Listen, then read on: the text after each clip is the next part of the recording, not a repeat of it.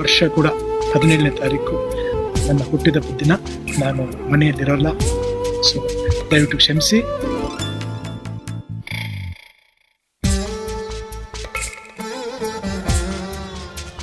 ನಮ್ಮ ಪುನೀತ್ ರಾಜ್ಕುಮಾರ್ ಅವರು ಸಾಯೋವರೆಗೂ ಯಾರಿಗೂ ಗೊತ್ತಿರಲಿಲ್ಲ ಅವರು ಎಷ್ಟು ಆಶ್ರಮಗಳಿಗೆ ಸಹಾಯ ಮಾಡ್ತಾ ಇದ್ದಾರೆ, ಎಷ್ಟು ಬಡ ಮಕ್ಕಳಿಗೆ ವಿದ್ಯಾಭ್ಯಾಸಕ್ಕೆ ಎಲ್ಲ ಮಾಡ್ತಾ ಇದ್ದಾರೆ ಅಂತ ಯಾರಿಗೂ ಗೊತ್ತಿರಲಿಲ್ಲ. ಅವ್ರು ಸತ್ ನಂತರ ಎಲ್ಲ ಆಚೆಗೆ ಬಂದಾಗ ನಮಗೆಲ್ಲ ಭಾರಿ ಅವ್ರ ಮೇಲೆ ಅಭಿಮಾನ ಅಂದರೆ ಅದು ಹೇಳಕ್ಕೆ ಆಗೋದಿಲ್ಲ ಸರಿ.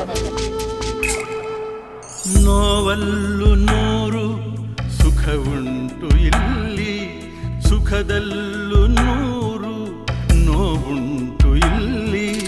ಈ ಕಾಲದ ಕೈಯಲ್ಲಿರೋ ಗಡಿಯಾರವೇ ನಾನು ನೀನು,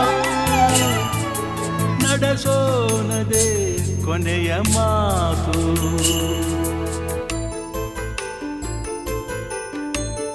ಇವತ್ತು ನಾವು ಇಲ್ಲಿ ಕೇಸರಿ ಬಾತು ಪಲಾವು ಮಾಡಿಸಿ ಸುಮಾರು ಒಂದು 300-400 ಜನಕ್ಕೆ ಕಚೇರಿಗೆ ಬರೋಂಥದ್ದು ನಮ್ಗೆ ಗೊತ್ತಾಗುತ್ತೆ.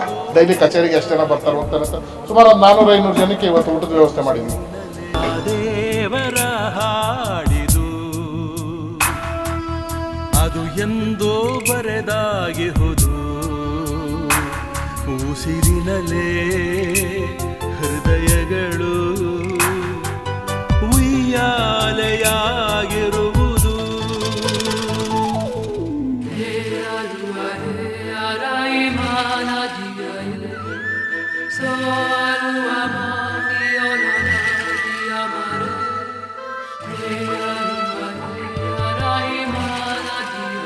ಈ ದಿನ ಕರ್ನಾಟಕ ರತ್ನ ಡಾಕ್ಟರ್ ಪುನೀತ್ ರಾಜ್ಕುಮಾರ್ ಅವರ ಹುಟ್ಟುಹಬ್ಬ.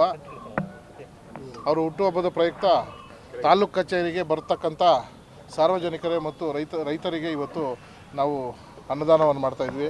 ಯಾಕಂದರೆ ಪುನೀತ್ ರಾಜ್ಕುಮಾರ್ದು ಯಾಕೆ ಮಾಡಬೇಕು ಅಂದರೆ ಅವರು ಮಾಡಿರ್ತಕ್ಕಂಥ ಸೇವೆಯೇ ಅವ್ರಿಗೆ ಇವತ್ತು ಈ ಮಟ್ಟಕ್ಕೆ. ಯಾಕಂದರೆ ಅವರು ಪುನೀತ್ ರಾಜ್ಕುಮಾರ್ ಅವರು ದೈವಾಧೀನರಾದಾಗ ನೋಡಬೇಕಾಯಿತು, ಲಕ್ಷಾಂತರ ಜನ ಸೇರಿದರು.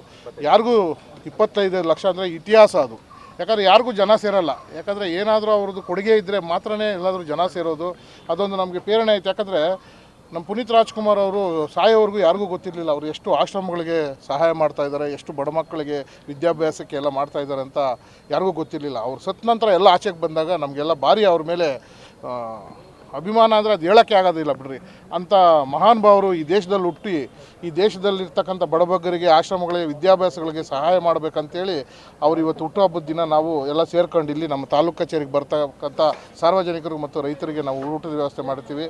ಪುನೀತ್ ರಾಜ್ಕುಮಾರ್ ಅಂತ ಅವ್ರು ಇನ್ನೂ ಹುಟ್ಟು ಬಂದು ನಮ್ಮ ದೇಶ ಸೇವೆ ಮಾಡಲಿ, ನಮ್ಮ ನಾಡಿನ ಸೇವೆ ಮಾಡಲಿ ಅಂತ ನಾನು ಪುನೀತ್ ರಾಜ್ಕುಮಾರ್ ಅವರಿಗೆ ಹುಟ್ಟುಹಬ್ಬದ ಶುಭಾಶಯಗಳನ್ನು ಕೋರ್ತಾ ಇದ್ದೀನಿ. ಇವತ್ತು ನಾವು ಇಲ್ಲಿ ಕೇಸರಿ ಬಾತು ಪಲಾವು ಮಾಡಿಸಿ ಸುಮಾರು ಒಂದು 300-400 ಜನಕ್ಕೆ ಕಚೇರಿಗೆ ಬರೋಂಥದ್ದು ನಮ್ಗೆ ಗೊತ್ತಾಗುತ್ತೆ. ಡೈಲಿ ಕಚೇರಿಗೆ ಎಷ್ಟು ಜನ ಬರ್ತಾರೆ ಹೋಗ್ತಾರೆ ಅಂತ ಸುಮಾರು ಒಂದು 400-500 ಜನಕ್ಕೆ ಇವತ್ತು ಊಟದ ವ್ಯವಸ್ಥೆ ಮಾಡಿದ್ದೀವಿ.